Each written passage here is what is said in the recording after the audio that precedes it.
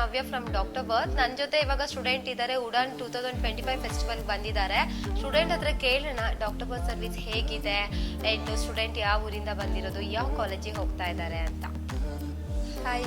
Hi ma'am, myself Disha, I am from Hosakote. Okay ನಾನು ಹೋಗ್ತಿರೋ college ಬಂದ್ಬಿಟ್ಟು ನವೋಗಾಡ್ ಯೂನಿವರ್ಸಿಟಿ, ರಷ್ಯಾದಲ್ಲಿದೆ. ಓಕೆ ಸೊ ನನಗೆ ಡಾಕ್ಟರ್ ಬರ್ತ್ ತುಂಬ ಇಷ್ಟ ಆಯಿತು and the service is very good. Okay I felt so happy by this Dr. Birth institution. Okay. And thank you for the Navya ma'am for the suggesting me for going too long for the out of country.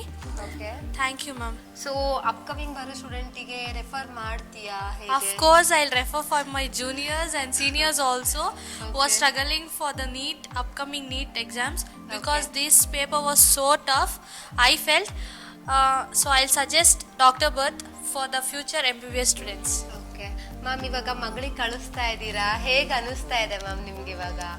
ಇಲ್ಲ, ನಮಗೆ ತುಂಬ ಖುಷಿ ಆಗ್ತಾ ಇದೆ. ನೀವು ಮಾತಾಡಿರೋದು ಮತ್ತೆ ಇಲ್ಲಿ response ಬಂದಾಗ ನಮ್ಮನ್ನ ಕೇರ್ ಮಾಡೋದು ಅದೆಲ್ಲ ತುಂಬ ಚೆನ್ನಾಗಿ ಅನಿಸ್ತಾ ಇದೆ. Thank you so much. Okay, thank you ma'am, thank you so much. ನಮ್ಮ ಮೇಲೆ ಒಂದು ಟ್ರಸ್ಟ್ ಇಟ್ಕೊಂಡಿದ್ದೀರಾ. 100% ಆ ಟ್ರಸ್ಟ್ನ ನಾವು ಬ್ರೇಕ್ ಮಾಡಲ್ಲ.